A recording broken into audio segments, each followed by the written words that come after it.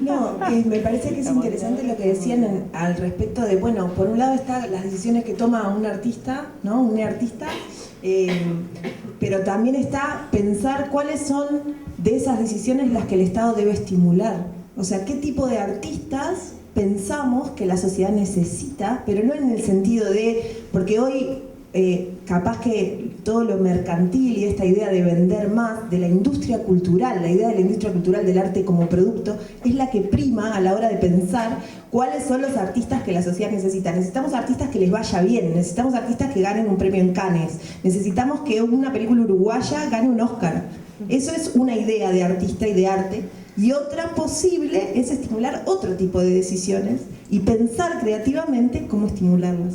En ese sentido, había otro punto acá que lo voy a traer, que dice la lógica competitiva, ya que hablaban de esto el dinero que se reparte y cómo se reparte, y hay una cuestión que es bastante interesante de pensar por qué los concursos y la competencia son las maneras, las lógicas que hay para repartir ese dinero, y si no hay otras maneras posibles. Entonces nos preguntábamos, bueno, ¿qué subjetividades artísticas produce la constante competencia entre pares? ¿Qué alternativas podrían y deberían crearse? Eso, ¿no? Como, ¿qué opinan ustedes de eso? A mí me parece un poco, porque voy a hablar, no le voy a dar bola a la Molle, me parece un poco que hay algo que del tejido social que sufre cuando estamos todos todo el tiempo compitiendo entre nosotros para ver quién adquiere un fondo, y esa lógica del concurso rompe algunos tejidos sociales entre las personas que hacen arte y entre las comunidades artísticas. No sé qué dicen. Yo quiero hablar de eso. Yo quería recordar hace un par de primeros de mayo, en el que Andrade fue el orador principal del PCMT, dijo, él hizo un recordatorio, dijo que el capitalismo no nos gane la subjetividad, nos la gana rapidísimo y la tenemos reganada, como con el patriarcado también, todo yo incluida. Pero me parece también que ese modelo de apoyo a la creación, apoyo a los artistas, que está basado en el premio o en la competencia, se fundamenta como en una idea también muy decimonónica o hasta y moderna del artista, que es como el artista como alguien que tiene un talento, una genialidad especial, y hay un público, una gente que puede tomar contacto con aquello, admirarlo, sentirse estimulado, sensibilizado, emocionado, conmovido, politizado. Pero esa idea del artista como alguien genial y está muy construido en eso. Entonces premiamos a los más geniales, a los más talentosos, y cuando hay algún tipo de financiación o de política pública de apoyo a algo que llegue, digamos, más hacia la relación de los artistas con la ciudadanía, vienen por el lado, por ejemplo, de los talleres, donde la figura es, el artista es el que sabe y enseña, o de la figura de, bueno, hago mis producciones, las circulo por lugares, las desconcentro, digamos. A mí me parecería muy interesante ver formas de apoyo y promoción que promovieran la co-creación, ¿no? Que es algo que, no sé, para mí me parece como re normal, porque yo me crecí como artista en un ambiente con colegas en donde eso era lo que estábamos como apuntando, como a co-crear con distintos grupos. Yo trabajé prácticamente todo el tiempo que viví en Londres, trabajé en el barrio donde vivía, formando parte de distintas organizaciones barriales donde yo me sumaba desde lo que yo sabía hacer como artista, pero digamos en procesos como de co-creación.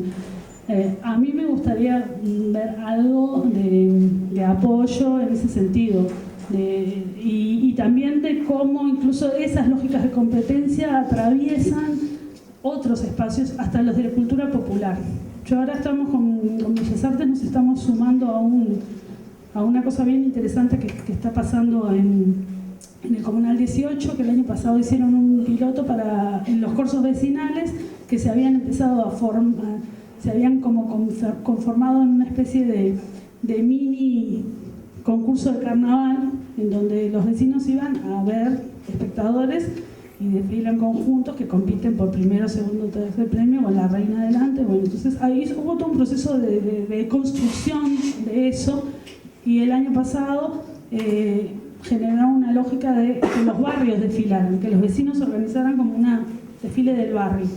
Eso fue apoyado desde la Intendencia con algún apoyo puntual del programa de Esquinas de la Cultura, y por primera vez en mucho tiempo en el Corso desfilaron los vecinos, con unas cosas que, bueno, mega caseras, así.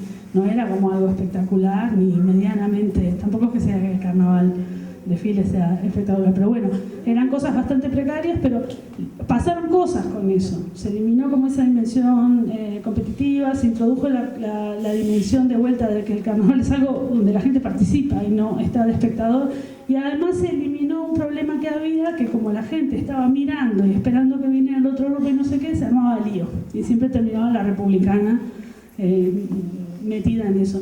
Fue una instancia en donde no hubo conflicto, la republicana no intervino, y este año están repitiendo esa experiencia. Y eso fue como un trabajo, digamos, hecho desde la Comisión de Cultura del 18, en donde hubo una mirada también desde la gestión cultural, desde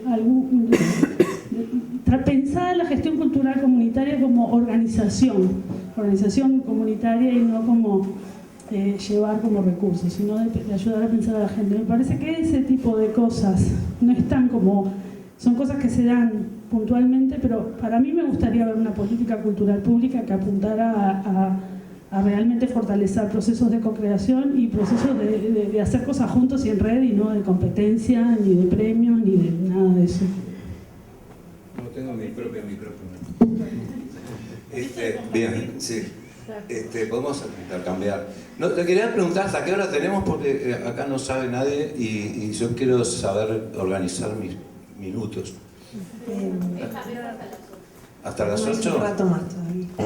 Sí, un rato más. Pero las 8 con conversación. Sí, con conversación. Bueno, ahora es el bueno. momento en que... 8:15. Está, entonces sí. Bien. Si no me iba yo. Retomando un poco, nos está costando seguir el hilo a cada uno porque, claro, somos personas muy distintas. Entonces vos hablas de tus temas y yo tengo los míos y no le encuentro la unión. Entonces yo vuelvo siempre a lo que venías diciendo y vos volvés a lo que venías diciendo, pero es así, está todo bien. Lo de que decía de repartir plata, ¿no? Hay un ejemplo, por ejemplo. En vez de, yo como músico uruguayo, que no soy Jaime Ross, ¿no? O sea, en vez de anotarme en concursos y esperar ganar y de repente que me financien algo, un disco o lo que sea, yo prefiero toda la vida que haya una política dedicada a que los boliches con música no cierren, por ejemplo. Cuando en realidad veo que hay...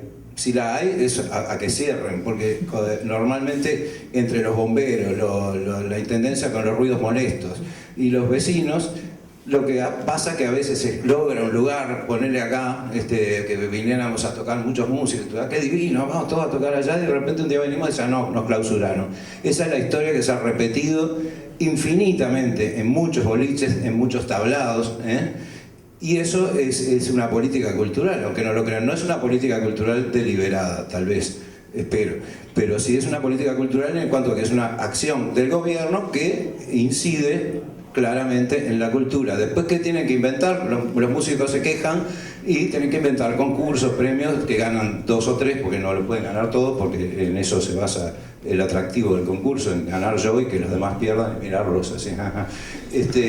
Entonces me parece mucho más productivo favorecer lo que se da naturalmente, que es que la música sigue, incluso fomentar de alguna manera la salida de la gente, que no estemos todos mirando internet, que eso me siento también, me cuesta a veces salir a ver a un amigo cantar porque digo, lo veo en otro momento. Bueno, esa costumbre, todo eso, que la gente esté tanto dentro de la casa con miedo a salir de noche, todo eso es cultura, y eso hay que verlo como cultura, en el sentido que si la gente tiene miedo a salir, no va a los boliches, cuando van los músicos a los boliches no hay nadie, los boliches cierran, todo eso, ¿no? Después quería pasar, a ver cómo estamos de tiempo, yo que capaz que salteo un tema. Quería hablar un poco de de otro fenómeno que yo dije, voy a hablar de carnaval y no se está dando.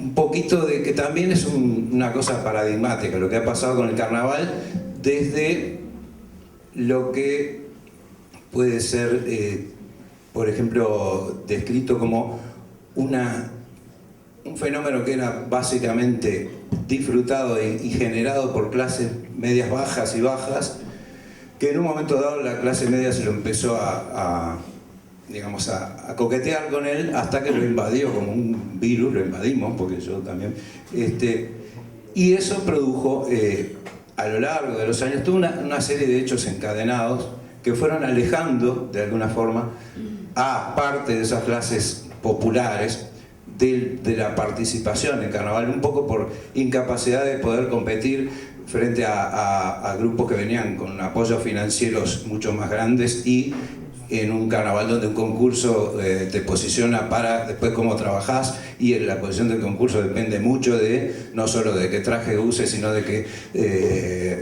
técnicos tengas y qué voces contrates y todo eso, y una murga o lo que sea de origen muy humilde y no conectada con ese mundillo cultural no lo podía hacer y fueron quedando relegadas, ¿no? A su vez la clase media, que tiene un nivel de vida y de exigencia, digamos, entre comillas, más alto, produjo una especie de inflación de todo lo que es carnaval, con lo cual empezaron a caer los tablados más humildes, empezaron a cerrar porque no podían bancar tantos conjuntos por noche. Estoy haciendo un resumen grosero de lo que pasó de repente en 3-4 décadas, ¿no? Y llegamos a lo de hoy, que hay 3-4 tablados gigantes, un teatro de verano hipermediático y televisado, y todos aquellos cientos, porque eran cientos de tablados. Yo la primera vez que salí en carnaval fue en el año 87 y había 70 tablados y los veteranos decían que se muere el carnaval porque hay 70 tablados, ¿no? Hoy quedan 4, ponele, más los municipales. Todos aquellos cientos de tablados donde los conjuntos tocaban sin hacer grandes inversiones, sin televisión, sin nada, pero obviamente cumplían un rol porque existían, y que eran, si querés, empresas autogestionadas un poco por los vecinos, por el bolichero de la esquina, por quien organizaba el tablado, se convirtieron en una política social que son los tablados llamados populares o cosas así, ¿no? Esa política social es lo que la clase media le paga a los inventores del carnaval, digamos, como limosna por haberle, un poco como culpa, por haberle sacado esa fiesta tan extendida y tan participativa que tenían, y que la perdieron. Ahora solo pueden ir a tanto al tablado popular, que no es tan popular porque igual hay que pagar una entrada, etc. Ese tipo de cosas me gustaría que se hablaran también cuando se hablan de políticas culturales.